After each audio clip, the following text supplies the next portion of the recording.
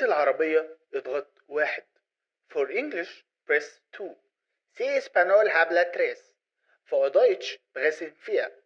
J'aime French oui 14. J'aime French oui 4. الو، خط التعافي من ادمان المراهنات مع حضرتك، مقاط شرف بالاسم عبده المراهن. السن 25 احمر. الوظيفة شغال في كازينو. سبب الاتصال ادمان السجاير. سبب الاتصال ادمان السجاير. خط التعافي من ادمان مراهنات، هكون متصل ليه يعني؟ طيب برجاء الانتظار.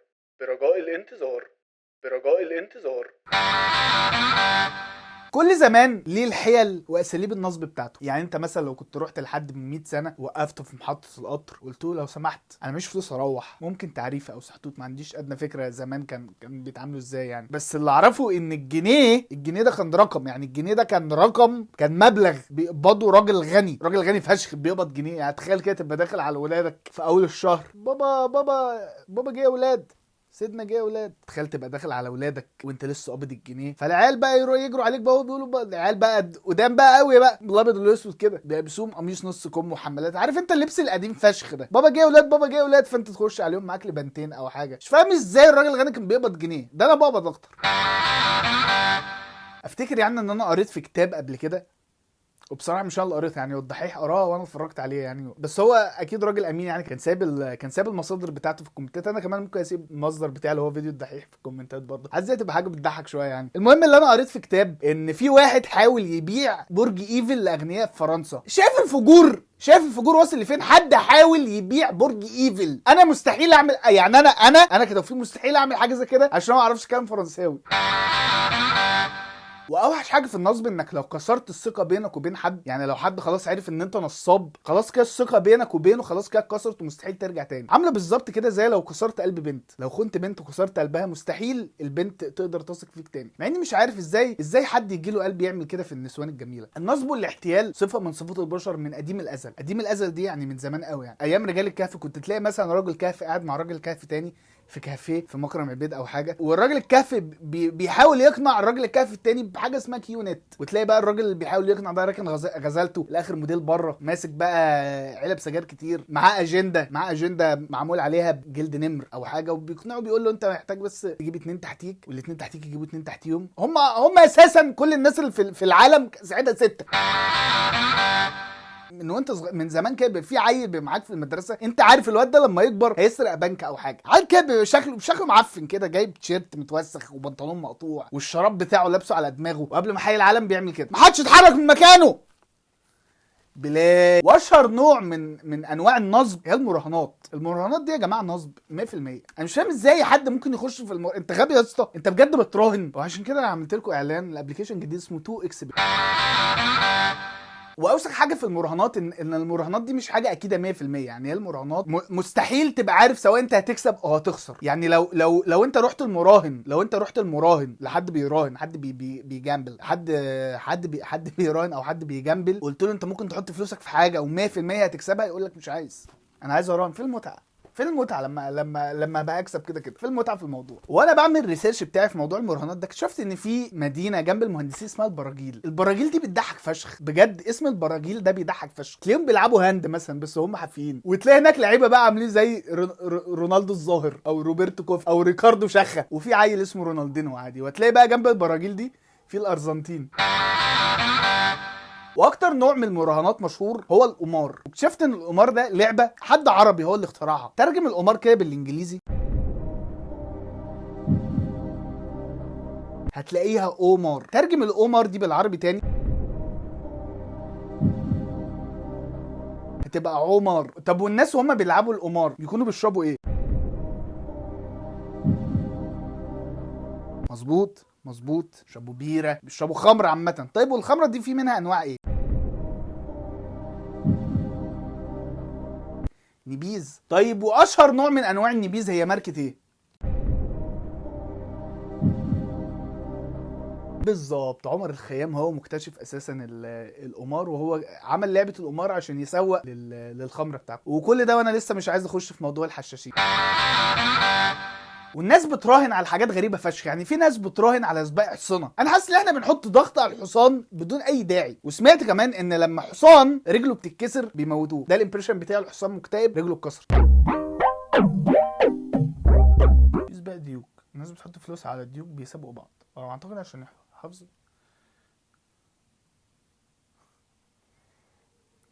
واكتشفت كمان في السباقات اللي الناس بتراهن عليها في سباق اسمه سباق الديوك. الناس بتحط ديوك يسابقوا بعض وبيراهنوا على مين الديك اللي هيكسب. وعشان يخلوا الديك يجري من الاول للاخر بيوقفوا الديك في اول التراك وبيوقفوا واحد في اخر التراك ماسك ساعه وعاملها على 4 الفجر، فبحيث الديك يجري عليها وبعد كده يصوصو ولا اي كان خرا اللي الديك بيعمله ده ملوش اي لازمه. عمري في حياتي ما شفت حد بيستخدم الديك كمنبه، وبعدين منبه مظبوط على ساعه واحده بس. بجد افشل منبه في العالم. افرض انا عندي مشوار الساعه 7 الصبح اصحى من 4 الفجر ليه؟ مش فاهم يعني ايه يعني المنبه، يعني ايه يعني المنبه الوسخ ده؟ يعني ايه المنبه الوسخ اللي بيصحيني 4 الفجر كل يوم ده؟ افرض يا عم عايز اعمل ستوب واتش، اعمل ايه؟ اعمل ايه لو عايز اعمل ستوب واتش؟ حد يقول لي ليه اصحى 4 الفجر؟ ليه مثلا عايز اخد ناب؟ افرض انا راجع بيتي الساعه 4 العصر عايز اريح ساعتين، عادي، حقي يا باشا، حقي اريح ساعتين. ليه اصحى 4 الفجر برضه؟ افرض انا عندي مشوار مهم بالليل، ليه اصحى 4 الفجر يعني؟ قال لك ديك منبه وبتاع. لا يا باشا الديك مش منبه. الديك منبه اوسخ منبه موجود في العالم. ايه يعني المنبه المظبوط على 4 الفجر ده منبه بايظ.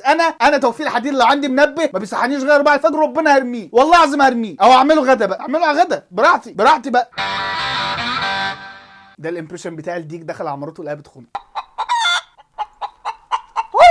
ده الامبريشن بتاع الديك وهو على الطياره بعد ما المضيفه سالته تاكل ايه. ده الامبريشن بتاع الديك بيغرق. ده الامبريشن بتاع الديوك فرنساوي ماما ساسوفي. وزمان ايام التسعينات لما انا ما كنتش صغير كان في حاجه اسمها رهان، كانت تبقى عند الكشك. لو انت عايز تجيب ازازه بيبسي جديده لازم تديله ازازه بيبسي قديمه.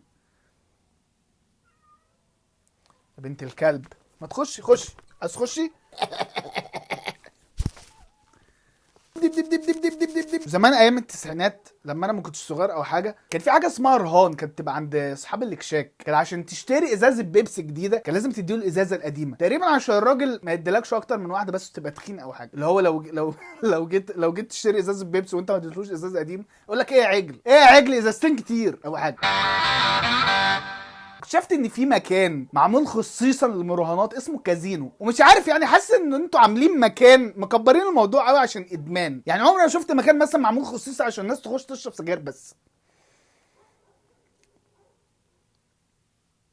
يعني في الاريا بتاعت السموكينج بس دي يعني بس دي مش مكان. انا اقصد مكان يبقى معمول بالاكتيفيشنز بتاعت السجاير، اللي هو تخش بقى يبقى مكان بقى يبقى طفايه كبيره مثلا. واكتشفت ان في مكان اسمه كازينو ده بتاع المراهنات بس. المكان ده ما فيهوش ولا شبابيك ولا ساعات، على اساس يعني ان المدمن اللي بيراهن جوه ده لو بص بره وشاف الدنيا ليل هيقول لي خبر انا اتاخرت على البيت ولازم اروح. ده مدمن مراهنات عادي برجاء الانتظار. يعني فيلم سندريلا لو كان اتعمل في كازينو كان الفيلم هيخلص بعد 12 دقيقه بالظبط. سندريلا ما كنتش تعرف الساعه جت 12 فتقضي الليله مع الامير او ايا كان هيتجوزوا او هيعملوا حاجه. في الكازينو بيدوك تشيبس زي بتاعت محل عصير القصب بالظبط. لو سمحت بس كنت عايز 2 صوبيا. ولو خدت بالك كلمه بوكر متاخده بالظبط من كلمه بورك اللي هو لحم الخنزير. يعني البوكر بيخليك ديوس او حاجه.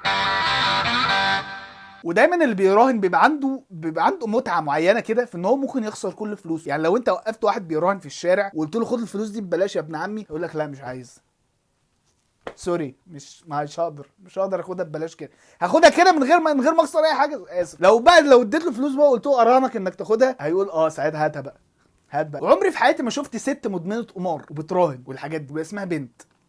عمري ما شفت بنت جيمس بنت. يعني ليه ما يجيبوش واحده ست مثلا تبقى قاعده مثلا على ترابيزه قمار وفي راجل جنبيها لابس فستان احمر، فهي قبل ما بترمي الزهر بتخلي الراجل يبوسها يبوس الزهر او يعمل حاجه رجوليه او مش عارف. يعني مش لازم حاجه رجوليه يعني عادي هو لابس فستان يعني ما جاتش على البوسه. يعني مش هي دي اللي يعني اللي هتاثر فيه. يعني هتاثر في ابن الكلب اللي واقف جنبيها اللي هو مش ارجل حاجه. يعني طبعا كل الناس يعني قد الدنيا. الراجل قد الدنيا لابس فستان احمر. انا ما عنديش مانع. ايه يعني حريته الشخصيه، حريه ابن الكلب ده انه يلبس فستان احمر. انا ما عنديش مانع. بس لو شفته بيبوس بقى الظهر ساعتها دي عندي فيها مشكله. برجاء الانتظار. وفي فيلم قصته مبنيه ان في عميل سري مدمن قمار اسمه جيمس بوند، وجينا احنا نمصر الموضوع ده طبعا فجبنا هاني رمزي وسمينا الفيلم نمس بوند. مضايقني قوي ان هم ما خلوش هاني رمزي يبقى مدمن استيميشن في الفيلم. ساعتها كنت بجد كان ممكن اضحك. بس البنات فعلا عمري ما شفت بنت بتراهن على حاجه. يعني عمري ما شفت بنت مدمنه قمار. اراهن اخت سكوتي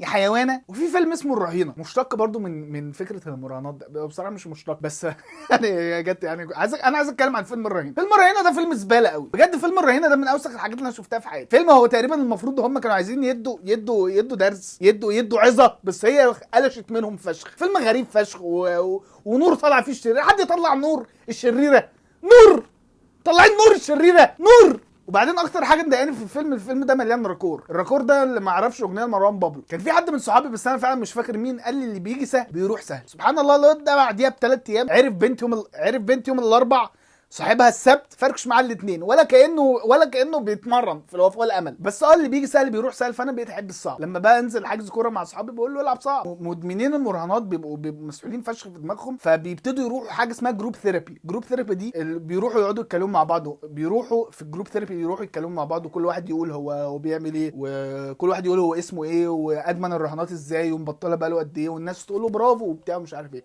عشان يخلوا حد يتكلم الاول بقى بيرموا ظهر. واروش حاجه شفتها كان فيها قمار. كان فيلم الفيل الازرق بتاع كريم عبد العزيز، لما كريم عبد العزيز كان قاعد ومحمد شاهين بيحكي قصه كذب، فراح كريم عبد العزيز قال له يحكي القصه بالعكس، عشان بالعكس عامه دي يعني هو القصه بالعكس ما علينا يعني. لا خلى محمد شاهين يحكي القصه بالعكس علشان كريم عبد العزيز يقفشه وهو بيكذب. الحوار ده فاجر. الحوار ده انا بجربه في حياتي. ايوه ممكن افهم فين الاوردر بتاعي. خرج والله خرج. طب قولها بالعكس كده. جرخ.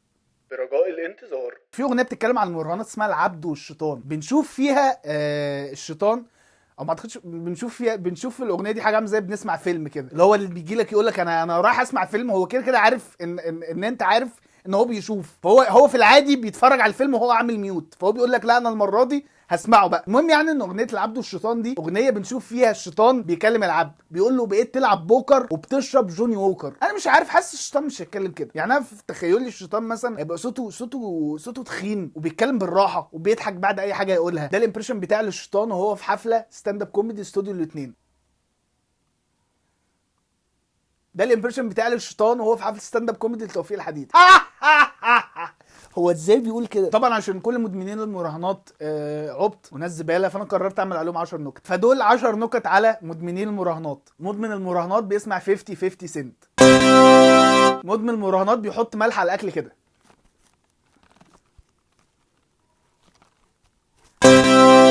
ده الامبريشن بتاع المدمن المراهنات وهو بيفركش مع صاحبته. عمر صدقني انا بحبك، انت بتبلفي. مش بيشد السافون، بيعمل رويال فلاش. مره واحد بيراهن، خلفوا واحده بتراهن، خلفوا ولد وبنت وشاهد. ايه القرف ده؟ واحد سال واحد مدمن مراهنات. كان في مره واحد مدمن مراهنات ماشي في الشارع، فواحد وقفه في الشارع وقال له بقول لك ايه، وابنك عنده كام سنه؟ فراح قال له 14. فقال له هيتمي. واستنى يوصل ل 21 يعني. قال له جس، قال له 14، قال له هيتمي. مدمن المراهنات بيروح الجيم يلعب ظهر وباي. كان المفروض يكونوا 10 نكت بس انا راهنت واحد ان انا هقول 6 بس. كسبت الرهان. برجاء الانتظار. اول مره اشارك في الرهانات دي قصه جميله فشخ. اول مره اشارك في الرهانات كان وانا عيل صغير فشخ. ابويا كان مديني 3 جنيه، و3 جنيه ساعتها دي كانت رقم على اساس انها دلوقتي حرف يعني. لا بس هي ساعتها كان مبلغ يعني. فالمهم انا رايح، انا الوحيد في اصحابي اللي معايا فلوس. انا كان معايا 2 صحابي تانيين. فقلت ايه ده انا جعان. فاصحابي قالوا لي اوف انت تروح السوبر ماركت بقى. وابتدوا اصحابي دول ابتدوا يحلموا فشخ، تجيب لنا شيبسي وايس كريم. واحد قال هات لي شيبسي وبيبسي، وانا قلت اوف ده انا اجيب شيتوس وبتاع وهنبهدل الدنيا. فالمهم سبت اصحابي وبعد كده رحت السوبر ماركت اجيب الحاجه. فالمهم جبت الشيبسي والبيبسي والايس كريم، وكان معايا ازازه قديمه اديتها للراجل عشان ما يقوليش ايه عجل وبتاع والكلام ده. وانا عند ال هو مش كاشير بس اللي هو عند الراجل بنحاسبه يعني. فبصيت كده كان عنده حاجات عامله زي كروت سحب. فبقول له ايه ده، هي ايه الكروت دي؟ فقال لي دي كروت سحب، بتحب تشارك؟ قلت له على حسب. قال لي احنا بتخربش وهتكسب. لو خربشت ممكن تكسب لحد 10 جنيه. و10 جنيه اوف، وانا رايح ب 3 جنيه بس، والكارت الواحد كان ب 2 جنيه ونص. فالمهم رحت فعلا خدت الكارت ده وخربشت وما كسبتش اي زباله يعني، ما كسبتش اي خرا. طلعت قال لي حظ اوفر المره القادمه. ده اللي كسبته. رحت جايب ايس كريم ومروح اساسا عشان 3 جنيه دول بتوعي. ال3 جنيه دول كانوا بتوعي اساسا. انا مش فاهم هم اصحابي جابوا الاستحقاقيه بنت الكلب دي منين. هم يقولوا لي والنبي هات لنا معاك كذا. يعني انا لو كنت هجيب لهم حاجه كان هيبقى نزاهه مش اكتر. انا مش فاهم هم اتضايقوا ليه. هي فلوسي دي، فلوسي اساسا. 3 جنيه اللي ابويا اداهم لي. انا مش فاهم انت متضايق ليه. انا مش فاهم. انا عايز افهم دلوقتي انت متضايق ليه ان انا جبت حاجه بفلوسي. يا عم انا خسرت فلوسي. انت مالك؟ وانت اللي مديني الفلوس بتجبي عليا يعني انت. بس كده، دي كانت نهايه الفيديو. ما تنساش تعمل لايك وسبسكرايب وكومنت. لو ما عملتش اقسم برب الكعبه انا ما مهتم والله. لا بقول لك ايه، ما تعملش والله العظيم انت ما مهتم يا ابني. معايا فلوس كتير، بهزر يعني، معايا فلوس كتير بس يعني. بس انا توفيق الحديدي، اجمل واحن والذ واجمد واعظم شاب في مصر. اتمنى تكونوا انبسطتوا، لو ما انبسطتوش عادي روح اتفرجوا على حد تاني. بس انا توفيق الحديدي، وده كان فيديو بيضحك. برجاء الانتظار. برجاء الانتظار. برجاء الانتظار. جميع مسؤولونا مشغولون الآن. ممكن تلعب لك جيم بوكر أو حاجة يعني لحد ما حد يرد عليك يعني. أنا مش فاهم، عايز تعالج من إدمان مراهنات فبتكلم بجد. الخط الساكن بتاع التعافي من إدمان مراهنات. يا حسام، تعال شوف، متخيل ده حسابات الرهانات فبيكلمنا.